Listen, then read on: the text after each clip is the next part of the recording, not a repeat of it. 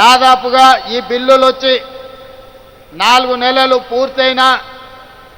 రాష్ట్రపతి గారి నుంచి ఆమోద ముద్ర పడలేదు. నరేంద్ర మోడీ గారు, భారతీయ జనతా పార్టీ ఈ బిల్లులను అడ్డుకొని తెలంగాణ బలహీన వర్గాలకు అన్యాయం చేస్తుంటే ఇక గల్లీలో ఉండలేక ఢిల్లీలోనే తేల్చుకుందాం పదండి, చలో ఢిల్లీ కార్యక్రమాన్ని తీసుకొచ్చి ఈ వేదిక మీద ఉన్న ఉద్దండులే కాదు, తండాలలో, గూడాలలో, మారుమూల పల్లెల్లో కాంగ్రెస్ పార్టీ జెండా మోసిన ఈరోజు బలహీన వర్గాలకు 42% రిజర్వేషన్లు ఇవ్వాలని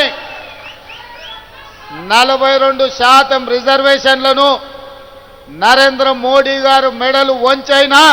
తీసుకువెళ్తామని చెప్పి వేలాదిగా ఈరోజు జంతర్ మంతర్లో ఈ ధర్నా దీక్షలో కూర్చున్నారు. మిత్రులారా, హైదరాబాదు నగరంలో, తెలంగాణ ప్రాంతంలో ఈ ధర్నా, ఈ దీక్ష చేస్తే కేవలం తెలంగాణ రాష్ట్రంలో ఉన్న రాజకీయ పార్టీల మద్దతు మాత్రమే మనకు ఉంటుంది. కానీ ఈనాడు జంతర్ మంతర్ వేదికగా మనం నిర్వహించిన ఈ నిరసన కార్యక్రమంలో, ఈ ధర్నా కార్యక్రమంలో భారతదేశంలో ప్రాతినిధ్యం వహిస్తున్న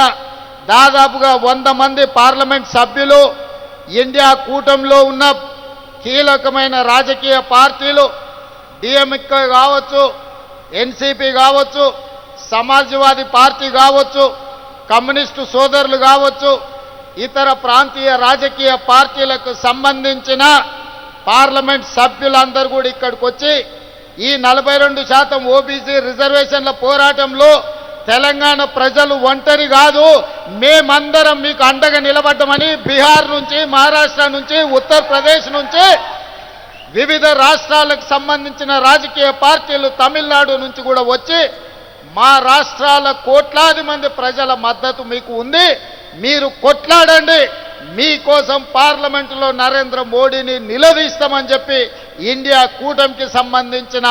రాజకీయ పార్టీలు, పార్లమెంట్ సభ్యులు ఈరోజు మనకు అండగా నిలబడ్డారు. ఇవాళ 100 మంది పైగా పార్లమెంట్ సభ్యులు,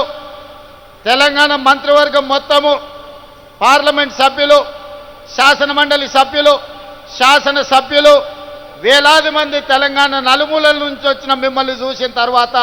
నాకు 100% సంపూర్ణమైన విశ్వాసం కలిగింది. రాహుల్ గాంధీ కన్యాకుమారి నుంచి కశ్మీర్ వరకు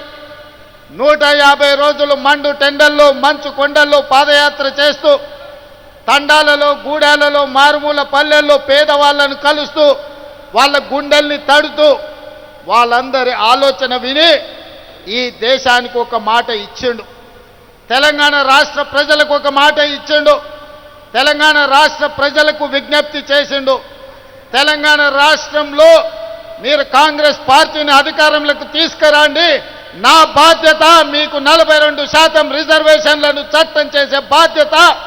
100 సంవత్సరాల నుంచి వాయిదా పడుతున్న జనగణనలో కులగణన తెలంగాణ రాష్ట్రంలో చేస్తాము అని రాహుల్ గాంధీ గారు 4 కోట్ల తెలంగాణ ప్రజలకు మాట ఇచ్చిండు. కామారెడ్డిలో మా మిత్రుడు మహేష్ కుమార్ గౌడ్ గారి తీర్మానంతో షబ్బీర్ అలీ గారి నియోజకవర్గంలో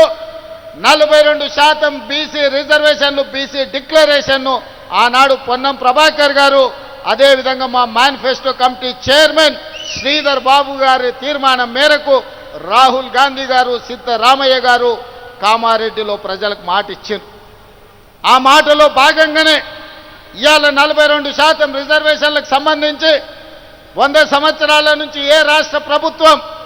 కేంద్ర ప్రభుత్వం కులగణన చెయ్యలే. నాకు తెలిసి ఉమ్మడి రాష్ట్రంలో 16 మంది, తెలంగాణ రాష్ట్రంలో చంద్రశేఖరరావు గారు, మొత్తం 17 మంది ముఖ్యమంత్రులు 70 సంవత్సరాలలో ఈ దేశం మొత్తం లెక్కేస్తే ఒక 300 మంది ముఖ్యమంత్రులైన ఈ దేశంలో వివిధ రాష్ట్రాలకు 300కు పైగా ముఖ్యమంత్రులు ఎవరు చెయ్యని సాహసం, ఎవరు చెయ్యని కులగణన తెలంగాణ రాష్ట్రంలో నా మంత్రివర్గ సహచరులు, ముఖ్యంగా ఉప ముఖ్యమంత్రి వర్యులు బట్టి విక్రమార్క గారు, cabinet sub committee chairperson Uttam Kumar Reddy గారు, దామోదర్ రాజనరసింహ గారు, పొన్నం ప్రభాకర్ గారు, సీతక్క, వీళ్ళందరూ నాకు అండగా నిలబడి 100 సంవత్సరాల నుంచి జరగని కులగణనను 300 పైగా ముఖ్యమంత్రులు చెయ్యలేని పనిని చేసే అవకాశం, చరిత్రలో మిగిలిపోయే అవకాశం మీరందరూ కలిపి